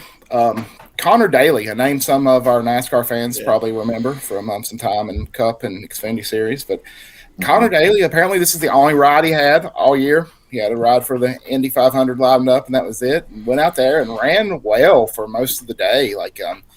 Stayed up front quite a bit, led quite a few laps. Just a really good story to hear that guy out there doing well. Yeah, Connor always, if even when he was running full schedule, if he didn't show up anywhere else, he shows up at Indy, and it was cool to see him doing that again. And had speed all week, fun to watch from that full-time podcaster now. Hey, Connor of SRX fame too, man. He was our pit reporter and commentator sometimes. No doubt. Yeah. And I want to mention, we didn't actually mention it on the NASCAR talk, but I got to give shout to Catherine Legg attempting the double. We saw Brian Hunter-Ray end up in a situation there, spinning early, and Catherine spun to avoid that, and thankful she did, because I think that would have been a bad situation the way she was fixing to hit, but it did ruin her day at Indy. We saw her with trouble as well, a loose wheel in NASCAR, ended up finishing the race though, and did see, despite all of her outcomings, and not a knock by any means at Kyle Larson, but she finished more laps in her attempt than Larson in either of his, so not a failed effort by any means. I could give props to her. I also just want to give a shout out to our boy BJ McLeod, because I did see him whenever they dropped off on the airplane, not the airplane, but the helicopter, and he was rocking like a hot pink Affliction shirt. And never change, BJ, never change. That's right. I saw that. It was so amazing. That's awesome. You know something else really cool? Catherine sponsored the cosmetics company. I don't know if you say a L for ELF. I don't know. I'm sorry. But they're, I think it was on TikTok, their area in the fan zone is massive now. I don't know if it's only races she runs or what, but you should see this setup. It is insane. Like, not quite to Toyota level, but they could have like a huge area, it looks like, from at least what I could see. It's wild looking, man. They're all in, and I love that. It's cool. Very cool. I saw the Andretti garage from that team was sponsored. Elf went in and did that a makeover. I think it was the first time I saw like a fully pink full garage stall, and they had just Awesome. like pretty stuff in there, if you will. It was just a unique sight for an IndyCar garage, but I thought it was all very, very cool. And yeah, major props to Catherine. Super cool. Yeah. I mean, we love it when anybody does it. Wherever at a NASCAR race where Elf has their activation set up, I really want Sean to get a makeover. You know, for the vlog. I mean,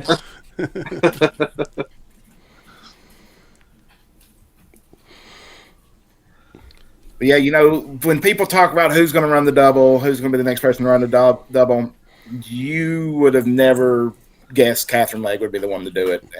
But mad respect for her for going out there and trying it, and you know, finishing in the Cup race and giving it her all until that wreck in the Indy there. I know it was early in the race, but you know, that it takes some guts to do it. You know, that's why there's only so many that's ever done it, and she's one of them now.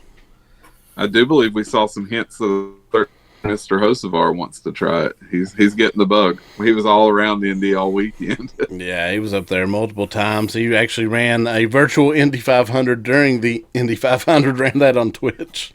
It was pretty entertaining. But yeah, I think Carson's itching. And I mean, the ownership of Spire is also the ownership of Andretti Global on the IndyCar side. So I imagine if he's not too tall, something very well may be coming together there. And that's going to be interesting to see. Yeah, I agree. It almost sounded to me like it was like more a matter of when instead of if. It's kind of the way I took it as well. So that's something we're going to be keeping our eye on and potentially get excited about. But we'll get back to Felix Rosenqvist and Meyer Shank Racing. Yes. Man, what a victory. And Meyer Shank, I mean, Armstrong was right there behind them as well. So, I mean, an awesome day for this crew. And I thought it was cool. We saw Helio come down into victory lane. He didn't get the drive for 5 for him, but he did get a win as a car owner. So, really cool to see that as well. Man, here's what I want to know. Helio was, 52, 54, somewhere in there I read. How does the man get out? How does he look that good at that point? He's got those shades on, the hair slicked back. And I was sitting there thinking, when am I ever going to be as cool as Helio? Is there ever a point in my life? And I don't think it's going to happen. But anyway, that's either here or there. No, that's seems unlikely. It's sad. But it's awesome down there, though, man. Love that. Yeah, but I mean, I will say, I mean, Meyer Shank indeed. But much like I said, I mean, like we've talked numerous times on this show, like getting into racing really hardcore in the past year or two, and IndyCar is something that I really love. And as getting into that, I don't know why, but Rosenqvist was just kind of who I was drawn to begin with, and I've been pulling for him. And to see him not only get his second win, but get his first oval win and have that happen at the Indy 500, I was really excited, really happy. The raw emotion, man, you could it was just a beautiful thing to watch, man, just to see the excitement over winning that monumental of a race, dumping the milk. I loved it. Yeah, fantastic stuff from that whole crew, and awesome for Rosenqvist, man. I think he was kind of in shock there at first, which I mean I would be too. But so cool to see. It's such an awesome race, the Indy 500. I mean, it certainly lived up to its name as the greatest spectacle in motorsports this year. Not that it doesn't always, but man, what a race. Halfway through that last lap, I'm like, all right, it's happening. Penske double. We're getting a Penske win 2 times today. At that point, I had no idea that Toyota was going to just wipe the track with everybody that night. But, I thought, Malukas had it, and then Rosenqvist just a wow pass right there at the end to get it. Yeah. It was almost like he was just like not going to be stopped, man. Yeah. I mean, he never gave up. It was just, it was awesome. I wish that if that Sirius XM livery or whatever you want to call it was either the Black Sabbath, the Tom Petty, I'd have took the Grateful Dead, anything but the Morgan Wallen. Yeah. Mm-hmm. I liked that one of the owners kind of took a little shot there. If you watch the post-race interview, I noticed it. You'll catch something fun if you're like us on this side. That's all I'll say there. Yeah. But Blow, while he didn't get the win, still does hold the championship lead. Indy 500, not a double points race anymore, but Blow holds the lead 273 over 236, and we head to the streets of Detroit this week. It's always I like that Detroit street race right after Indy always, too. It's kind of such a change of pace, but also like it's almost like two halves of the season from here on out. Always it feels like it's going to be interesting to see IndyCar the rest of the year going forward. But that's going to do it for this week's Beyond the Banking. All right, that puts us on the Bull Ring Report, where we look at dirt tracking, short tracking, the ARCA Series. There was an ARCA West race, not covering that this week. We are going to jump right in to, first off, we'll start with some late model action, dirt late models, the Lucas Oil Late Model Series. Weather plagued them all weekend as well, seems to be the theme of the weekend. They end up pushing some shows around, but they did get all three of their shows in at the awesome Lucas Oil Speedway. First night we saw Jonathan Davenport do what he does, win the tribute to Don and Billy Gibson. Next night we saw kind of a surprise winner. Josh Rice got up there. Awesome little race in this Cowboy Classic, as they called it, to sneak out his first win of the season. But then the main 100-lapper for the big money, it was to be the man, Bobby Pierce, showed up, and I think I feel like Pierce was off to a bit of a slow start all around in the dirt side of the world this season, but I think, make no mistake about it, the king is back. Bobby Pierce come from 20th, sliced all the way up through the field, took the lead lap 61 for a big win. And then the end of this race, he was just literally driving it on the high side into the wall, bouncing it off and going, had the whole spoiler ripped off the thing by the end, but nobody could touch him. It was quintessential Bobby Pierce, and I loved watching this race. It was very cool, man. I thought that maybe it was his tribute to Ross, 600 last year, coming from that far back to get the win. It was awesome. It really was, man. Pierce, so good. All those guys for that matter. Of course, Davenport out there with that Thursday win. But, man, Pierce, he's just on fire right now. Speaking over the last few years. $75,000, right? Yeah, huge payday there at the Shelby 100. We'll touch now on some sprint car action, the first of the week. And man, does this not seem like it was forever ago with everything that's happened this week. But last Tuesday, there was a high-limit race on FS1. It seems like it was so long ago. I think that's kind of odd, the way this week has fell. But nonetheless, we had an awesome race. Their midweek race series at Grandview Speedway aired nationally on FS1. And the theme of that would continue through the weekend, Aaron Reitzel. Man, this guy is on absolute fire. Talk about a king. I think we got a new king in the sprint world this year. But put that in victory lane again, $20,000 payday. Rico Abreu with the runner-up spot. And Casey Kane back in high-limit action on that Tuesday night show. Always happy to see Casey Kane. Yeah, same here. And it's weird you were talking about that being so long ago. I actually think that race was going on when we were recording last week, wasn't it? Yeah, it was. We've been on this Tuesday night record schedule for a while. Worth mentioning, we are going back. We'll be releasing on Tuesdays going forward, barring circumstances, as we'll have sometimes. Yeah. The sprint car world, high limit, closed things up there on Tuesday, ended up with the world for a huge triple weekend of the World of Outlaws Sprint Car Series. Saw them Jacksonville Speedway, the ever so famous Knoxville Speedway, and at Husett Speedway. And Jeff, I'm gonna let you break this one down. I heard you've been watching some woo action. Yeah, man, good stuff this weekend. Jacksonville that night. That one was just a crazy race. We did see at the early beginning of it there, Bryce Norris hit the banking and flipped the car, went upside down. But that's what you had going out of that was the Macedo brothers, both of them at the beginning just chasing Basin. I have on here an awesome battle behind the top three behind them though, because we had that battle going on up front with the Macedo brothers and Basin, but back behind them, Kofoid. I say this guy's name and I don't want to say it wrong. Haudenschild? Yeah. Haudenschild, I believe. And David Gravel.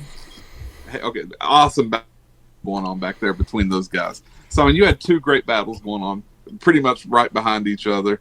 But in the end, Baston does get his he gets up there, finishes second in a Macedo sandwich. with Carson Macedo taking the win. So yeah, he was the meat in that sandwich. But the Carson Macedo getting that win in Jacksonville.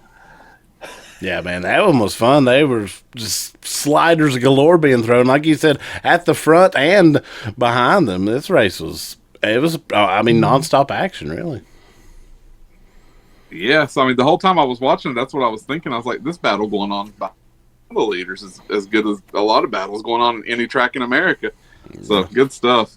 Then the next night, move on to Knoxville, and on that one, the main thing I took away from that was just actually watching Rico and Donnie Schatz going back and forth. The Donnie Schatz and Rico just sliding back and forth, sliding left and right, and that was all for second.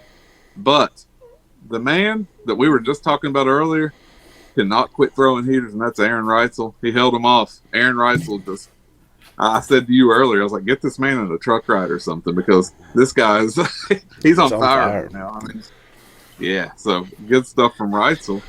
I thought that was interesting one there in Knoxville, the battle between Rico and Schatz, because famously Donnie Schatz was the master of that 24 car for so many years, working with that Tony Stewart Racing. A hard fallout of them over the off season turned that whole operation over to Rico. So I thought that was a little interesting as well.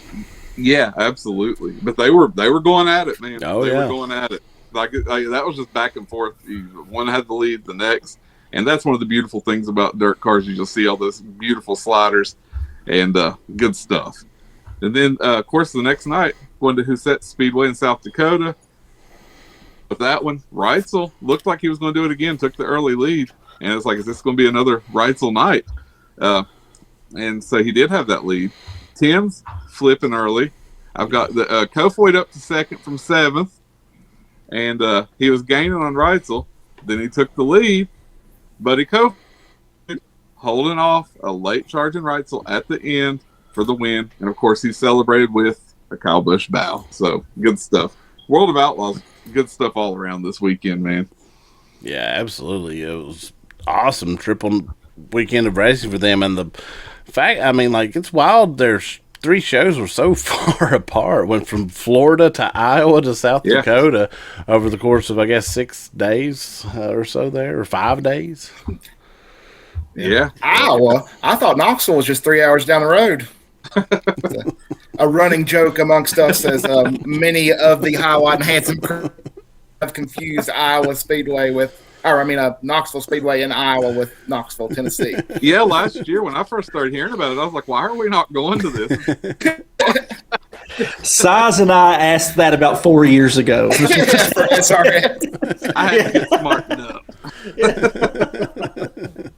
But it's crazy to think. I mean, we talk a lot about High Limit and we love High Limit, but man, don't sleep on World of Outlaws. They're doing some killer stuff too, man. So just the sprint car scene in general, just great stuff. Yeah, and we see so much crossover. I love that they run the same rules package. There was when the I-Limit first formed, there was much disdain from everyone in the World of Outlaws side, almost like a rivalry there for the first season or two. But finally, everyone worked it out, come together, run pretty much the same rules package where these guys can go back and forth. And I think that just makes it all so much more fun. And see, like, you can see a guy over here and then go test over here, and Reitzel being the really the top of that right now, and looking good in both series. But it's cool. I'd like to see Buddy Kofoid over on the High Limit side. I like Buddy a lot, actually, and think it'd be cool to see him over there some. I do too, man. I'd like to see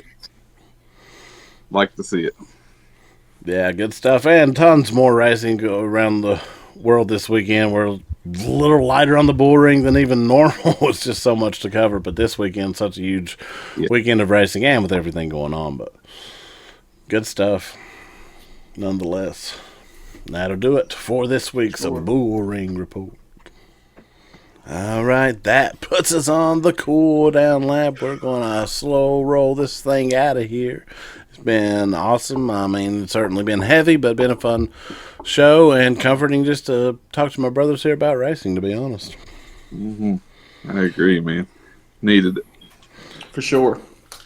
Absolutely. And as you know, if you watch here, we usually do our Scheme of the Week segment here where we look back at schemes that ran on track this week. I think I thought we'd do it a little different this week and do something, a bit of a tribute to a man that had many awesome schemes along the way of his career. Like there, especially looking back today, like there are so many that I even forgot about. So many cool schemes and amongst so many series. But we're going to look at our favorite Kyle Busch scheme of all time, and we'll certainly debate some. If you got some others other than your favorite after we do, we're going to do a round discussion first. Here we go. Scheme of the week, Kyle Busch edition. Choose your favorite Kyle Busch scheme of all time. Size. So we're going to start with you. All right. My scheme of the week is going to be a scheme that was a throwback scheme from 28 to a scheme from my favorite driver of all time, right there, Mr. Ernie Irvan at the 2018 Southern 500. Kyle Busch ran the Skittles. He still had the M&M Mars sponsorship, and I don't think it was an actual commercial. Like part of my brain says, "Oh yeah, they did an actual commercial with Ernie and Kyle," but I think it was just like a send up of like some of the silly classic Skittle commercials there with that they did for just the reveal of the paint scheme that Kyle and Ernie did. It really cracked up. Just kind of showed some of the humor of Kyle Busch's personality. And also throwback to one of the like I said, my favorite driver of all time in that scheme.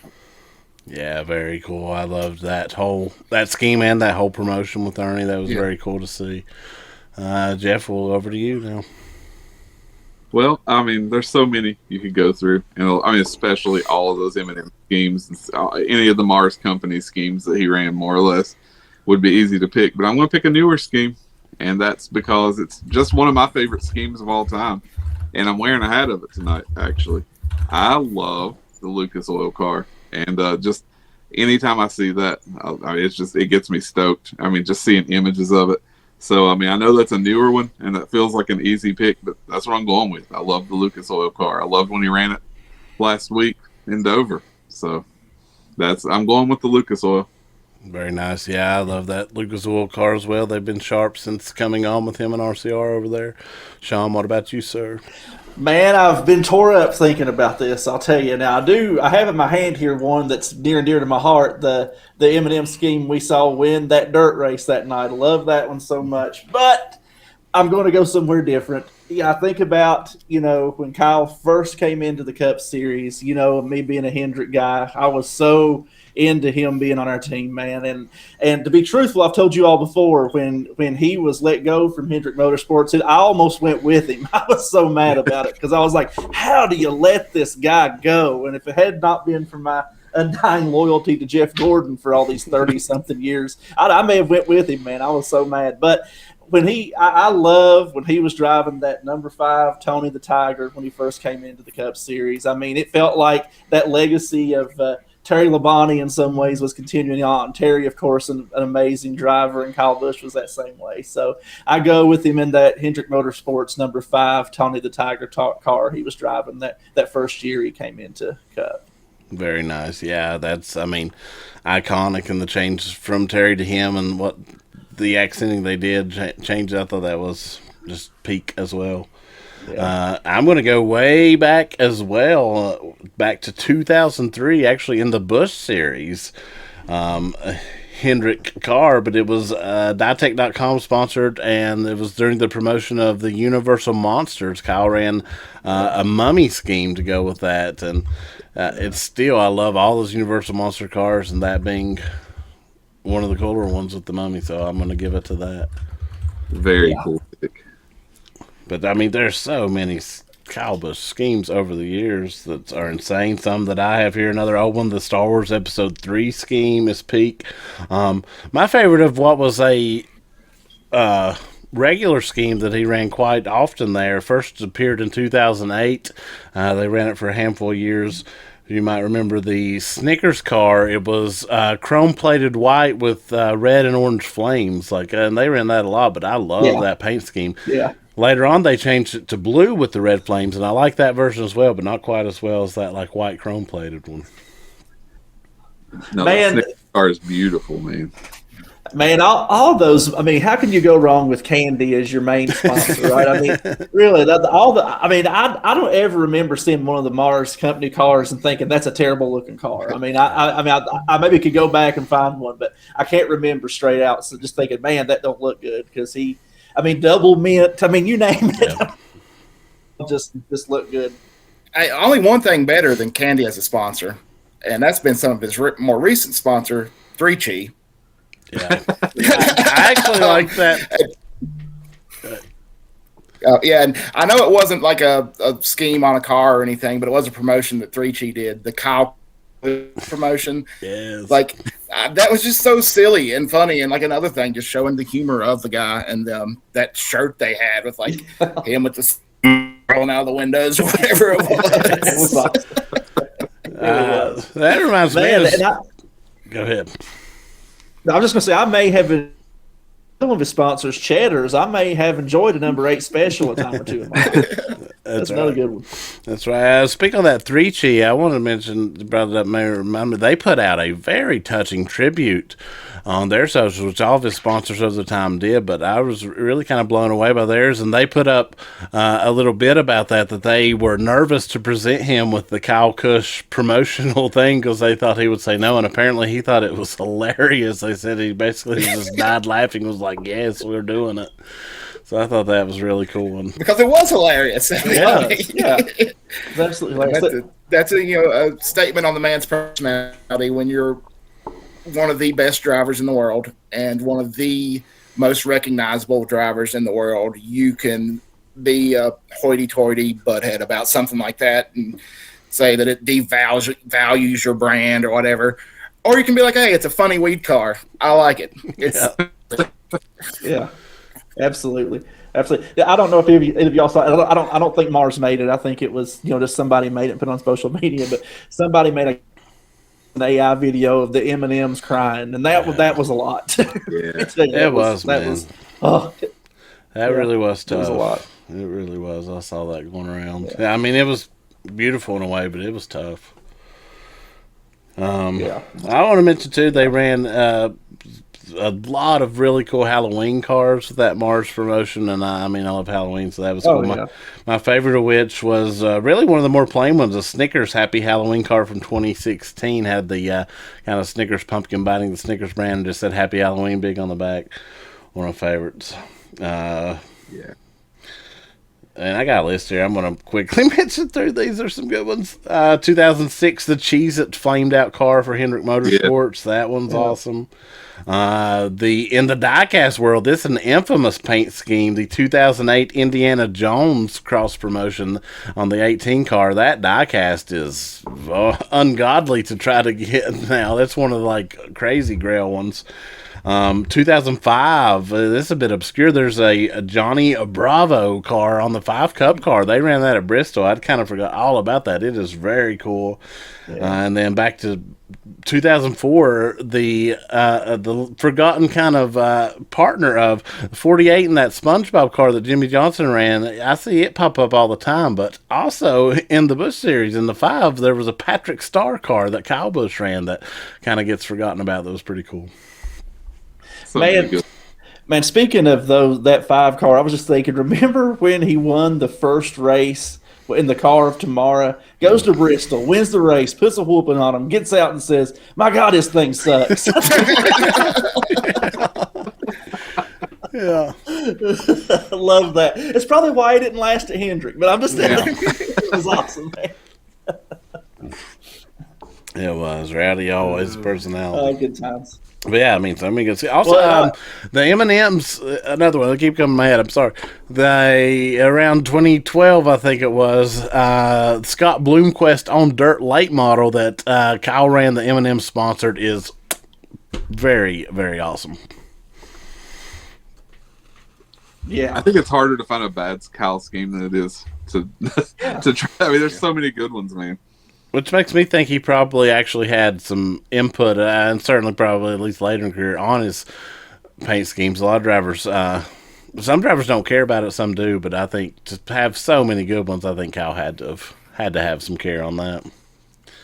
And we now know, like, he I think that way, yeah. designed the 8 that Richard Childers using. I didn't really realize that. Like, that is Kyle's design. It even features a hidden KB in there. I didn't realize that. Oh, wow. So cool. So cool. That's awesome. That's awesome.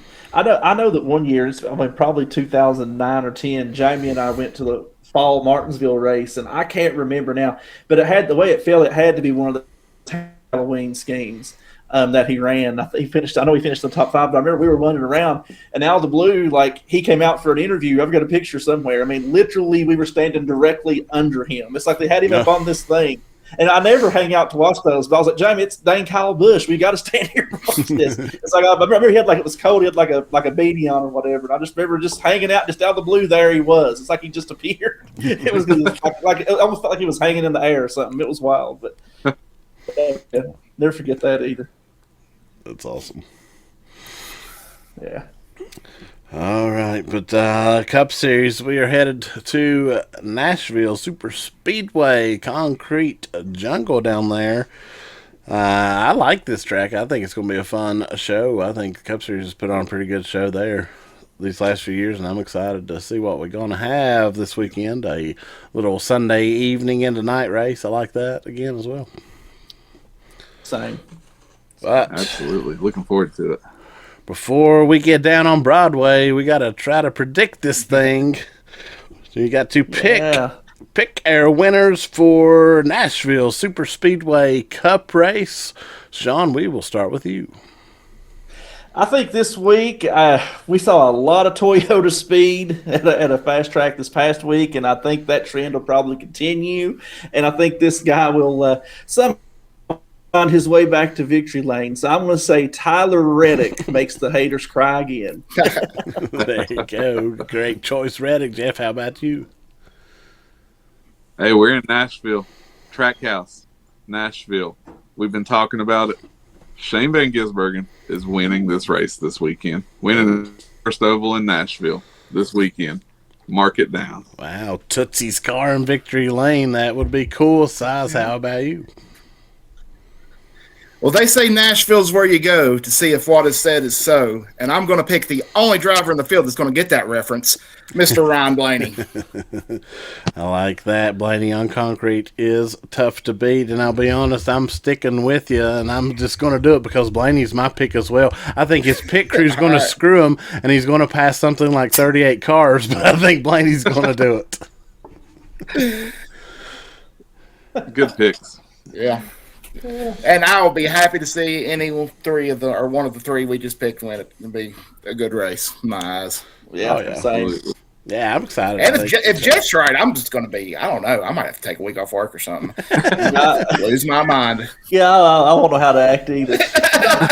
Well, I say whoever does it, boys, let's go celebrate with some M&Ms. That's right. Go get you some candy, maybe some Zone.